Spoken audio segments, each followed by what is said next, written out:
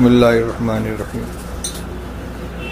ابھی جو روایتیں پڑھی جا رہی تھیں اس میں ایک مضمون کئی حدیث میں آیا کہ جانتے بوجھتے اگر کوئی شخص کسی ظالم کا ساتھ دیتا ہے، جو ناحق ہے اس کا ساتھ دیتا ہے، تو اس کا وبال بیان کیا گیا ہے۔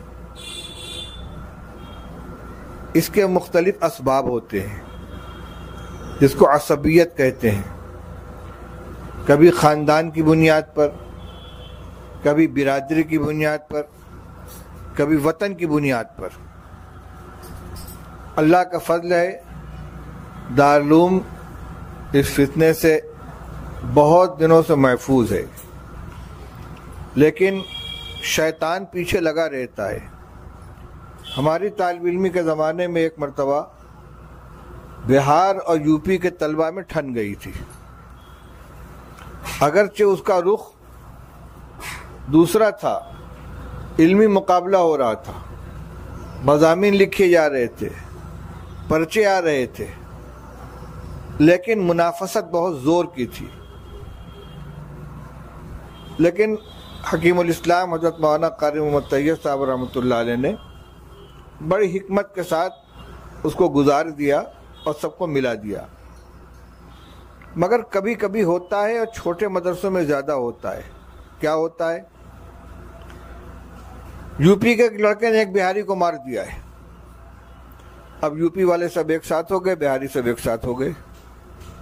یعنی ایک فرد نے ایک فرد کو نہیں مارا ہے، دونوں ساتھی ہیں، ایک ساتھ کھاتے پیتے ٹہلتے ہیں، پڑھتے ہیں، جب تک کوئی بات نہیں تھی، لیکن اختلاف ہو گیا اور ہاتھ چل گیا تو فوراً اس میں ایک یو پی کا ہو گیا، ایک بہار کا ہو گیا۔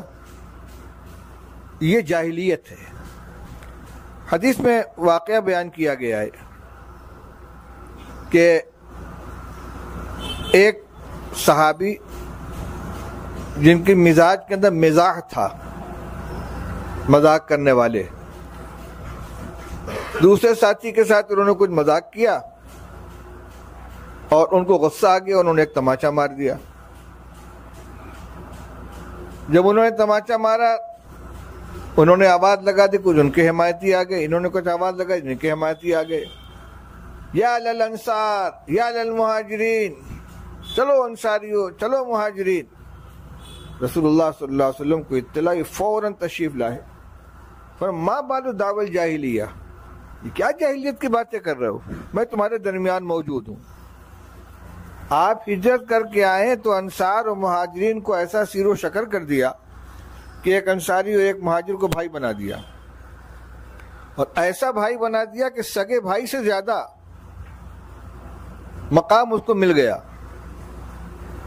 حضرت عبد الرحمن ابن عوف رضی اللہ تعالیٰ عنہ مہاجرین میں سے ہیں، حضرت سعد ابن ربیع انصاری ہیں۔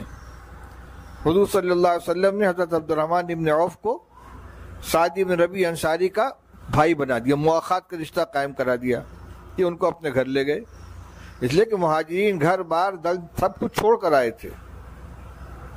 تو سعد ابن ربیع نے ان سے کہا، بھائی، اہل مدینہ جانتے ہیں کہ میں مدینہ والوں میں سب سے زیادہ باغات کا مالک ہوں، میری جتنی جائیداد ہے، جتنے باغات ہیں، ان سب میں آدھا تمہارا آدھا میرا، اور میری 2 بیویاں ہیں، تم ان میں سے جس کے بارے میں کہو میں اس کو طلاق دے دوں، اور عدت گزار کر تم اس سے نکاح کر لو، اس کی عدت گزرے تم نکاح کر لو۔ یہ ان کی طرف سے پیشکش تھی، ایثار تھا۔ ادھر سے یہ استغنا نے فرمایا، بارک اللہ فی اہلک و مالک، اللہ تمہارے اہل میں برکت عطا فرمائے، تمہارے مال میں برکت عطا فرمائے، مجھے تو مدینے کے بازار کا راستہ بتا دو، میں مکہ میں بھی تجارت کیا کرتا تھا، یہاں بھی تجارت کر لوں گا۔ چنانچہ بازار گئے، کچھ خریدا، کچھ بیچا۔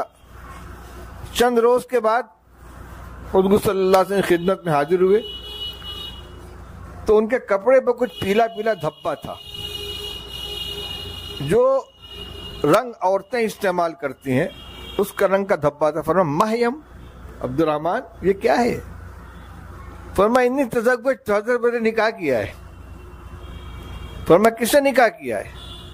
کہ ایک انصاری خاتون سے۔ فرمایا ما سکتا، اس کو تم نے مہر کیا دیا ہے؟ قال نواتا من ذهب، 5 درہم کے ہم وزن سونا دیا ہے۔ اولم ولو بشات، ولیمہ کرو چاہے ایک بکری کیوں نہ ہو۔ تاجر تھے، اللہ نے ہنر دیا تھا، چند روز میں خوشحالی آ گئی۔ میں یہ بتلا رہا ہوں کہ ان حضرات کے درمیان جو کوئی تعلق نہیں، ایک مکے کے رہنے والا ایک مدینہ کے رہنے والا، دونوں کی معاشرت الگ، مزاج الگ، اور بہت کچھ فرق تھا، لیکن اسلام کے رشتے میں پرو جانے کے بعد بالکل ایک جان دو قلب ہو گئے تھے۔ اب جب اس میں سے یہ آواز نکلی یا للانصار یا للمہاجرین، تو رسول اللہ صلی اللہ علیہ وسلم نے فرمایا ما بالو دعوی الجاہلی، یہ تو جاہلیت کے زمانے کی بات ہے کہ عصبیت کی بنیاد پر کہ انصاری کو مہاجر نے مار دیا یا مہاجر کو انصاری نے مار دیا، تو اب سب مہاجر ایک ساتھ ہو کے سب انصاری ایک ساتھ ہو جائے، یہ دعویٰ ہو رہا ہے۔ بہاری اور یوپی والے سب ایک ساتھ ہو جائے اور بہاری سب ایک ساتھ ہو جائیں، یہ نہیں دیکھنا ہے کہ زیادتی کس کی ہے، یہ جاہلیت کی چیز ہے۔ اس میں اگر کوئی شخص جانتا ہے کہ میرا ساتھی غلطی پر ہے، چاہے اس کا ہم وطن ہو، چاہے اس کا دوست ہو، اس کا رشتہ دار ہو، اس کو اس کا ساتھ نہیں دینا چاہیے۔ مولانا مظفر حسین صاحب کا قصہ پڑھا ہو، سنایا گیا آپ کو، کاندھلوی، اللہ کے بہت نیک بندے تھے۔ کاندھلا میں ایک زمین کے بارے میں ہندوؤں اور مسلمانوں میں مقدمہ چلا۔ ہندو کہتے تھے کہ ہماری زمین ہے، مسلمان کہتے تھے ہماری زمین ہے، وہ کہتے تھے ہم یہاں مسجد بنائیں گے، وہ کہتے تھے ہم مندر بنائیں گے۔ انگریز کا زمانہ تھا، مقدمہ گیا انگریز کی عدالت میں۔ ہندوؤں نے کہا کہ یہ مولوی صاحب جو کہہ دیں گے ہم اس کو مان لیں گے، یعنی مولانا مظفر حسین صاحب۔ جج نے جو انگریز تھا مسلمانوں کو بلایا، کہا کہ یہ تمہارے مولوی صاحب مولوی مظفر صاحب، ان کے ہاتھ میں معاملہ دے تو یہ جو فیصلہ کر دیں۔ ہاں ہاں بالکل بالکل۔ تو سوچا حضرت تو مسلمانوں کی حمایت کریں گے ہی۔ جج نے بلایا ان کو کہ مولوی صاحب یہ جو جھگڑا ہو رہا ہے زمین کے بارے میں، آپ بتائیے زمین کس کی ہے؟ ان کہ یہ تو ہندوؤں کی زمین ہے۔ جج نے فیصلہ لکھا کہ مسلمان ہار گئے، اسلام جیت گیا۔ بڑا تاریخی جملہ ہے کہ مسلمان ہار گئے، اسلام جیت گیا۔ اس کا اثر یہ ہوا کہ ان ہندوؤں نے برضا و رغبت وہ زمین مسجد بنانے کے لیے مسلمانوں کے حوالے کر دی۔ پوری جماعت کا، پورے مسلمانوں کا مسئلہ ہے، لیکن جو صحیح بات ہے وہی اسی کی گواہی دیں گے۔